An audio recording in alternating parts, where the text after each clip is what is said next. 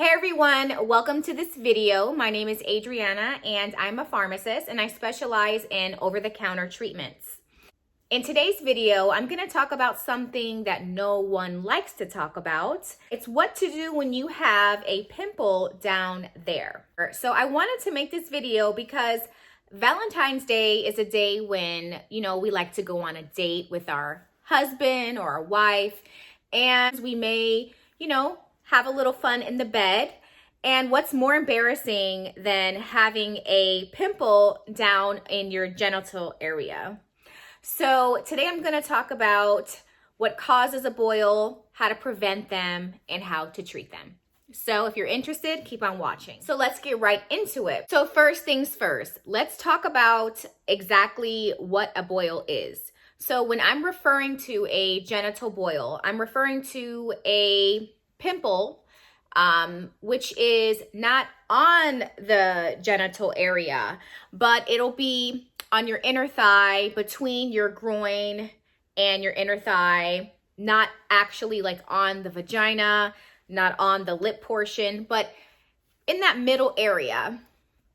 The reason why we form boils in this area is because there's a lot of friction and sweating that occurs in this area. So what is a boil? A boil is a skin infection, either of the hair follicle or of the oil glands. So this is why it turns into a very hard, painful, red, pimple-like structure, and over time, it will fill with pus. So the good news is that boils can be treated with simple at-home remedies. So now let's talk about what causes a boil. Naturally, on our skin, we have bacteria that live there and they don't bother us. The most common being staphylococcus, or we call them staph. So usually the staph bacteria that live on our skin will have an opportunity to go and infect either the oil glands or the hair follicle. This might be from shaving, from nicks, or from any type of skin irritation. There are also certain health conditions that make you more prone to developing a boil. This might be diabetes, a weakened immune system, hygiene, any chemical irritants that you may apply there. These all can kind of make us more susceptible to developing a boil. But the good thing is it's completely normal and it's easily treatable. So where do boils form? Boils don't only form in the genital area. They can form anywhere in the body, like your armpits, your thighs, your butt. But typically they form in areas that have a lot of friction and often sweat a lot. So how do you know if it's a boil? So generally, a boil starts off as a hard, painful lump, which may be red. And it's about a ½ inch in size. Then it starts progressing into a larger bump that gets a little bit softer. Then as it gets larger and softer, it'll start forming pus on the inside and you may develop a whitehead. Now, just as a precaution, there may be times when you think it's a boil, but it's not, and then you have to seek medical attention. So, like I was saying before, staph is a bacteria that is known for causing the boils. But there's also something very serious called MRSA, which will look just like a boil. So if you have MRSA, this requires medical attention. It requires drainage by a doctor and it will require antibiotics. So when should you see a doctor? You should see a doctor if you develop a fever, if you have swollen lymph nodes, if you have a chronic medical condition, if you have multiple boils surrounded by the main boil, severe pain, if you feel ill or fatigued, or if you have a fever. So as a rule of thumb, I'd like to say if you have a boil and there's absolutely no improvement in about 2 to 3 days, then it's possible that it could be MRSA and you'll definitely want to see a doctor. So now let's get into the fun part, how to treat a boil. So how to treat a boil is very, very simple. The most important thing that I want to stress is do not attempt to pop the pimple. Do not try to pop the boil. It will drain on its own as long as you follow these certain steps. Step 1, the first thing you need, which everyone should have in their house, is a washcloth, okay? So you'll take a washcloth and you'll soak it in warm water drain it out, and then you'll apply it to that boil for about 20 minutes. Now, the warmth is going to increase the blood flow and the white blood cells to that area and help your body start making it form ahead so that it can start to drain.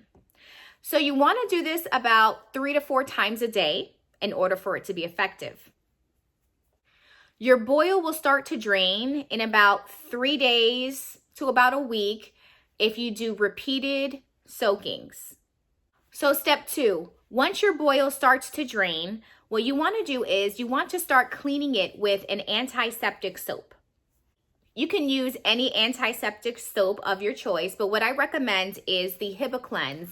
This is typically what you will use for surgery or before surgery to clean your body, but it actually is a really good choice of antiseptic soap when you're dealing with a boil. So I would recommend buying a bottle of these. This is probably like $7 or $8 at your local drugstore. And every time you shower or every time you clean it, which should be at least 3 to 4 times a day, you might want to scrub with this. And this will help aid in keeping it clean. In addition to doing that, what you can do is once your boil is already drained, you can apply an antibiotic ointment like Neosporin to the area. And I like to recommend to keep it covered with some type of bandage. So each time you clean it with the antiseptic soap, you apply the Neosporin and then keep it covered with a Band-Aid.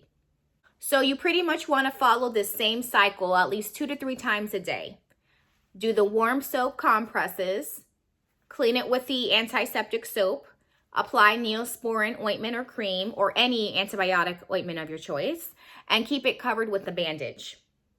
Now, the main thing here is do not pop it, do not drain it, do not stick a needle in it. Avoid that urge to do it, which is so hard because I've experienced these before. It's so hard to do, but you're only going to make it worse. In addition to that, yes, I know some of you are going to ask if there are any natural methods that you can use to help with a boil. And the answer is yes. So another very effective method at getting rid of a boil is using tea tree oil. So tea tree oil has antiseptic and antimicrobial properties, so it can be very effective in helping to heal your boil. So usually I recommend with tea tree oil, it's very powerful and can burn your skin. So what you want to do is make sure you dilute the tea tree oil with some coconut oil. You can also dilute it with olive oil as well, which you probably have in your pantry. So you want to dilute it with the coconut oil and then apply it to your boil. So another natural option is to use castor oil. Castor oil has natural anti-inflammatory properties, so theoretically it can help reduce the inflammation of your boil. No dilution required. So if you're trying to get into the routine of the remedy, I would recommend applying the castor oil instead of the antibiotic ointment and then covering it. Same with the tea tree oil. So another option to use as far as drawing up the head of the boil is icthamol salve. Now, icthamol has been around for a very long time. It was known way back in the day as black salve. So you can use this in addition to your warm compresses to help draw up that head to the boil. So I would recommend, if you need a little boost, if you're really trying to get rid of it quickly, after your compresses, apply the icthamol salve to your boil and keep it covered. Once your boil drains, you no longer should be using the icthamol. Once your boil starts to drain, continue to use the compresses, but at this point, either use the tea tree oil diluted or castor oil or an antibiotic ointment. Keep it covered, and then over time, this will heal. If it's been 2 to 3 days and you're not noticing any improvements or your boil gets worse, you need to seek medical attention right away because this could be MRSA or a serious infection. All right, so let's talk about how to prevent boils. So first, if you have a family member who has a boil, make sure that you're not in really direct contact with them. You frequently wash your hands. Make sure you wash all bedding, towels. Do not share towels, just to prevent cross-contamination. Also, if you're prone to getting boils, it's important to wash that area with a strong antibacterial soap to help prevent it. One of the main causes for a boil is an opportunity. So shaving down there can cause nicks or skin irritation, and this will give an opportunity for the bacteria to go ahead and infect that area. What's worked for me, about 3 years ago, I got laser hair removal, and I have not had a boil since. So this really helped prevent me from ever getting these boils. I know this isn't something that everyone has the option to do, so I would recommend, if you don't have to shave down there, don't shave. But if you do, make sure you change your razor frequently. So let's say about 2 to 3 uses only. Do not share razors with anyone, and make sure to practice good hygiene when you're shaving. So make sure when you shave, use an antibacterial soap or antiseptic soap. All right, well, it was nice chatting with you.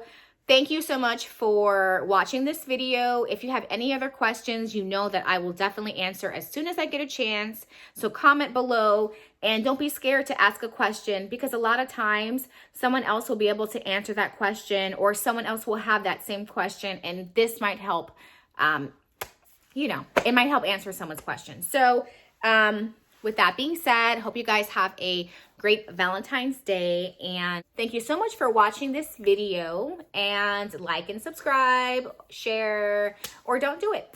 Bye.